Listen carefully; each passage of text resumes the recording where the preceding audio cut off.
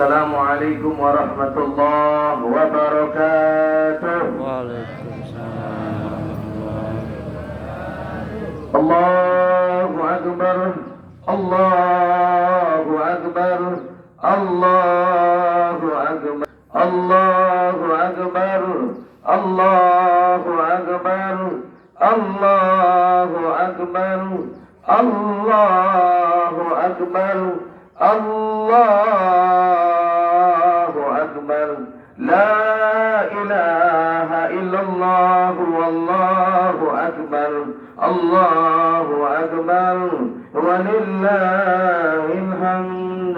Alhamdulillah nahmaduhu wa nasta'inuhu wa nastaghfiruh wa na'udzu billahi min shururi anfusina wa min sayyiati a'malina. Man yahdihillahu fala mudilla lahu wa man yudlil fala hadiya lahu. أشهد أن لا إله إلا الله وحده لا شريك له وأشهد أن محمدا عبده ورسوله لا نبي بعده.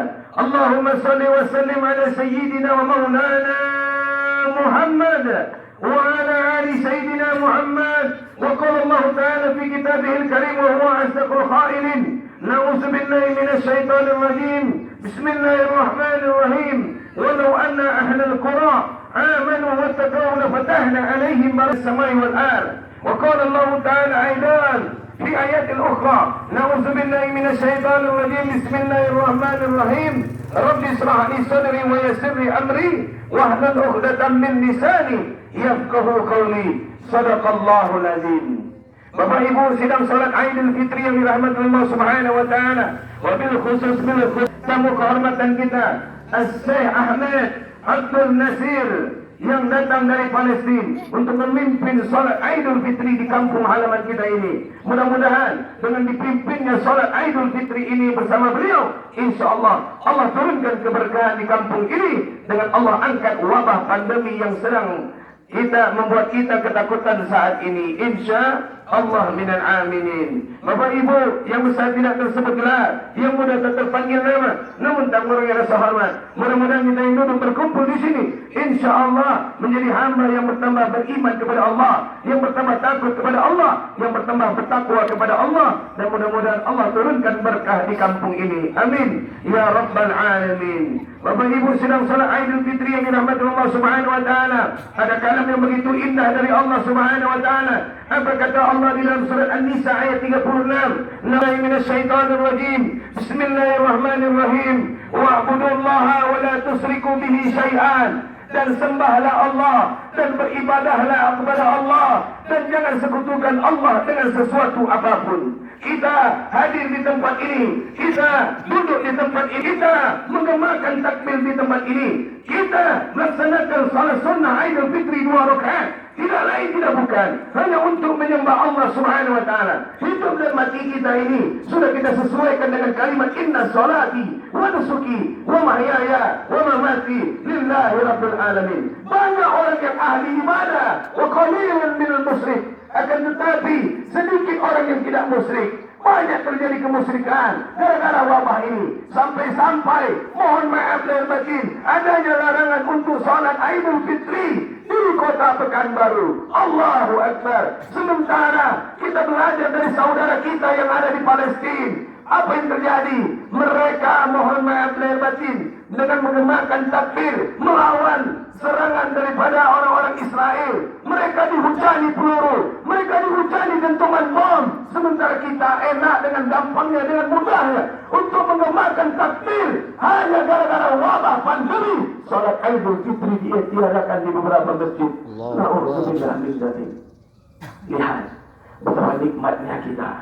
Kita pakai baju koko baru, kita pakai mukena baru, sementara pakaian saudara kita yang ada di Palestina hari ini adalah pakaian yang berlumur dengan darah. Kenapa?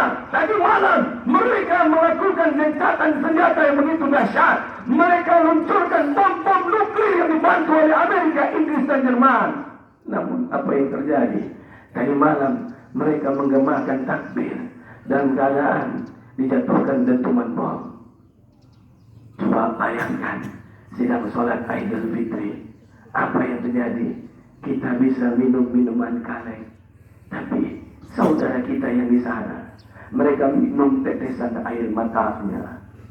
Berapa banyak anak-anak yang menangis kehilangan ayahnya, kehilangan ibunya dari malam. Berapa banyak anak-anak yang menumpahkan air mata, bahkan sampai-sampai membayangkan tubuh ayah dan ibunya. Dia pikir ayah dan ibunya tertidur, padahal ayah dan ibunya sudah tertembak dengan peluru Israel. Padahal ayah dan ibunya sudah meninggal karena kejatuhan bom. Rumah mereka. Allah lanjutkan, wa bil walidaini ihsanan, dan berbuat baiklah engkau kepada kedua orang tuamu. Allahu Akbar. Kita banyak yang bisa beribadah kepada Allah, banyak yang sanggup menyembah Allah, banyak yang sanggup menyembah atasan, bahkan mohon maaf sujud di hadapan atasan, bahkan merendahkan tubuh di depan atasan. Tapi sedikit yang bisa menyembah atau menundukkan sedikit badannya kepada malaikat Allah yang ada di muka bumi. Jangan bilang Allah tidak punya malaikat di muka bumi. Siapa malaikat Allah? Wal walidaina, kedua orang tua kita. Sehebat apapun ibadah kita, sebanyak apapun sedekah kita, sehebat apapun kita melaksanakan rangkaian ibadah bulan suci Ramadan, kalaulah kedua orang tua kita tidak pernah ridho kepada kita, maka jangan pernah mengharapkan ridhonya Allah. Maka Allah sampaikan, ridho Allah fi ridho walidain, wa suktullah fi suktil walidain. Ada seorang anak dari kota Yaman, karena ini mengharapkan ridhonya Allah, yang mampu mati-matian menggendong ibunya dari kota Yaman sampai ke kota Mekah. Dia bawa tawaf, dia bawa sa'i, dia bawa pulang. Di pertengahan jalan tersungkur, berdarah keningnya, berdarah telah. Kami rindu ingin berkata, hai ayah, berikanlah satu senyuman kepada kami agar kami bisa mendapatkan ridhonya Allah Subhanahu wa Ta'ala. Maka sidang Idul Fitri yang dirahmati oleh Allah, lihat betapa luar biasa. Rugi! Siapa yang rugi ya Rasulullah? Seorang anak yang dia dapatkan ayah dan ibunya, namun dia cuek. Yang dia dapatkan ayah dan ibunya, namun dia tidak pernah menegur. Yang dia dapatkan ayah dan ibunya, namun dia tidak berbakti. Padahal Allah telah memberikan ancaman, imma yablughanna indakal kibaru ahaduhuma aw kilahuma kullahuma uf. Apabila engkau dapatkan ayah dan ibumu atau salah satu di antaranya, jangankan engkau membentak, jangankan engkau menghardik, jangankan engkau berkata kasar, berkata saja tidak boleh. Sementara Ramadan kita pernah membentak ayah dan ibu kita. Sepanjang Ramadan kita pernah menghardik ayah dan ibu kita. Sepanjang Ramadan kita pernah mengucilkan mereka. Mentang-mentang kita lebih kaya daripada mereka, mentang-mentang harta kita saat ini sedang banyak, padahal harta yang dititipkan oleh Allah bisa jadi lewat doa mereka. Maka oleh sebab itu, sidang Jumat, sidang Idul Fitri yang dirahmati Allah Subhanahu wa Ta'ala, mari sama-sama sehabis sholat ini datangi ayah kita, datangi ibu kita. Wahai anak-anakku yang dirahmati Allah Subhanahu wa Ta'ala, peluk tubuhnya, cium tangannya, sujud di kakinya, agar engkau bisa mendapatkan berkah, agar engkau bisa mendapatkan ridhonya Allah Subhanahu wa Ta'ala.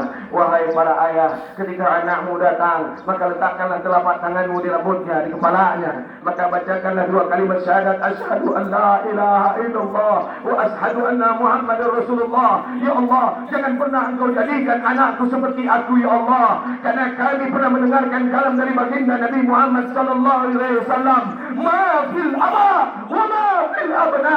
Anak bagaimana kedua orang tuanya.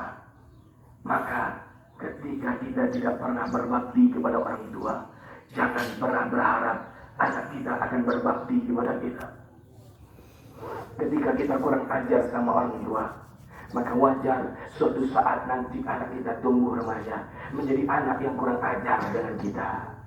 Maka renungkanlah sidang Idul Fitri yang dirahmati oleh Allah Subhanahu wa Ta'ala. Maka selesai sholat ini, datangi ayah kita, datangi ibu kita, peluk tubuh, cium tangannya. Betapa luar biasa 9 bulan kita dikandungnya.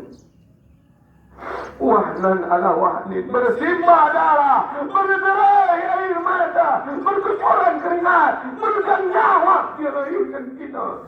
Subhanallah. Hari ini imam kita yang dari Palestina menumpahkan air mata. Apa sebab? Rasa khawatir yang begitu dahsyat. Aturan beliau pulang tanggal 25. Tapi karena terjadi lockdown, hanya 2 jam. Hanya 2 jam. Jika listrik mati, maka pun handphone ikut mati. Maka oleh sebab itu, sidang sholat Idul Fitri betapa dahsyat dan luar biasa. Tidak ada arti Idul Fitri kita kalaulah kita tidak mendapatkan ridho Allah. Apa sebab? Karena kita belum dapat ridho daripada ayah dan ibu kita. Maka oleh sebab itu, jaga yang kedua. Allah perintahkan kita yang pertama menyembah Allah. Jangan sekutukan Allah walaupun dengan pandemi dan COVID ini. Yang kedua, Allah perintahkan kita untuk berbuat baik kepada kedua orang tua kita. Maka timbul pertanyaan, bagaimana kami yang sudah ditinggal pergi oleh ayah dan ibu kami? Jika kuburnya dekat, datangilah, ziarahilah. Jika kuburnya jauh, maka ambillah suratul Yasin, ambillah Al-Quran, atau bacakan doa di tempat kita tinggal masing-masing, agar hari ini kita mendapatkan ridhonya Allah. Mungkin bisa jadi lebaran demi lebaran, Idul Fitri demi Idul Fitri, Ramadan demi Ramadan, semuanya jadi sia-sia, tak ada arti, tak bermakna di hadapan Allah, karena kita belum mendapatkan ridhonya Allah. Karena kedua orang tua kita sebelum meninggal belum ridho kepada kita. Lihat, ada mungkin di antara kita yang punya perusahaan kemudian bangkrut, dibangun lagi bangkrut, dibangun lagi bangkrut. Bisa jadi karena kedua orang tua kita belum ridho kepada kita. Maka kejarlah ridho kedua orang tua kita. Lalu bagaimana lagi? Allah lanjutkan lagi, apa kata Allah Subhanahu wa taala? Wa bizil qurba, dan berbuat baiklah engkau melainkan kita sebuka bumi, bercukus rumus, pergi pagi pulang petang, kaki menjadi kepala, kepala menjadi kaki, tak pernah kena lelah dan letih. Apa yang terjadi? Sidang Idul Fitri yang dirahmati Allah, ketika dia meninggal, kita susahkan dia masuk surga. Nabi Muhammad pernah turun dari Isra wal Mi'raj. Nabi pergi ke dalam surga. Sampai dalam surga, Nabi berkata kepada malaikat Jibril, "Ya Jibril, kulluhum dakhala jannah." Apakah semua orang tadi sudah masuk surga? Apa kata malaikat Jibril? Sudah ya Rasulullah. Kalau sudah, kenapa sepasang kekasih itu hanya sampai di depan jendela surga? Ya Rabb, betapa luar biasanya mendengarkan kalimat Jibril. Apa kata malaikat Jibril? Ya Muhammad, mereka orang soleh, mereka orang baik, tapi sayang, hari ini ditunda mereka masuk surga. Wahai Muhammad, siapapun yang membangun rumahnya Allah, banallahul baiti fil jannah, Allah akan bangunkan kita rumah di dalam surga. Maka oleh sebab itu, berlomba-lombalah kita membangun rumah Allah, membaguskan rumah Allah. Maka orang yang paling beruntung yang sudah dijamin saat ini adalah orang yang mewakafkan tanah untuk mushola tersebut. Kepada orang yang takabur, sampai-sampai Nabi Muhammad memberikan warning kepada kita semua, la tadkhulul jannah wa la tadkhulul jannah wa la tadkhulul jannah. Tidak akan pernah masuk surga, tidak akan pernah masuk surga, tidak akan pernah masuk surga. Siapa ya Rasul? Man kana fi qalbihi misqala dzarratin minal kibir. Orang yang di dalam hatinya terdapat sedikit sifat kesombongan, maka hilangkanlah sombong kita di dalam salat Idul Fitri. Karena sombong akan menyeret kita ke jurang api neraka jahanam. Maka oleh sebab itu, kita amalkan apa yang dipesan oleh Allah di dalam kehidupan kita sehari-hari. Mudah-mudahan yang sedikit ini bisa memberikan hikmah, hidayah dan hidayah dan kita ibadah.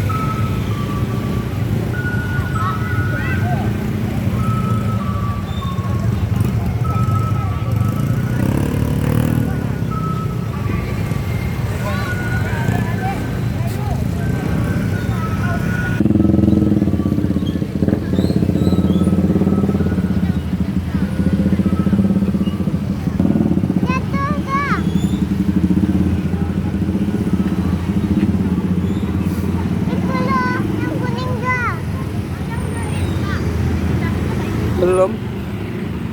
Ini Pak dari mana? Nggak tahu. Soalnya jauh tadi aku kali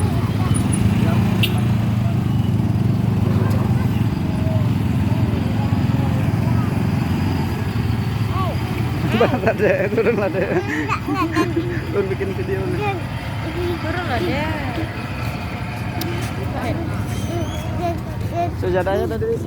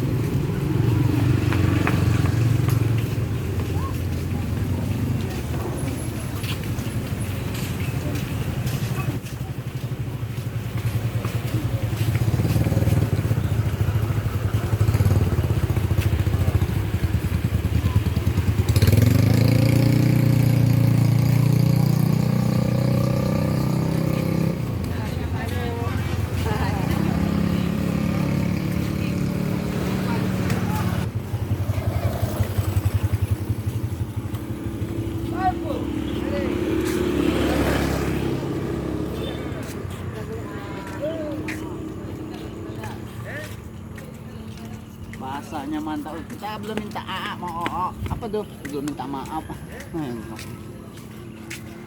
Siapa minta maaf?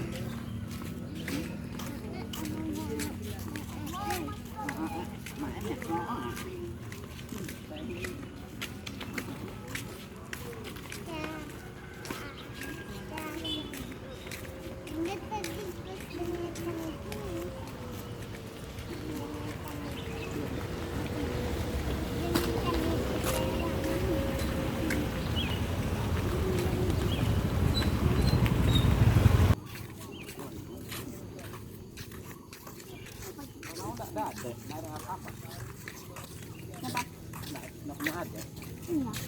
Abang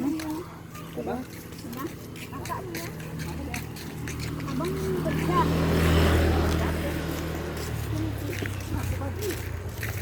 Emang ke A di sana. Kerja di mana? Masuk atas ini. Di mana?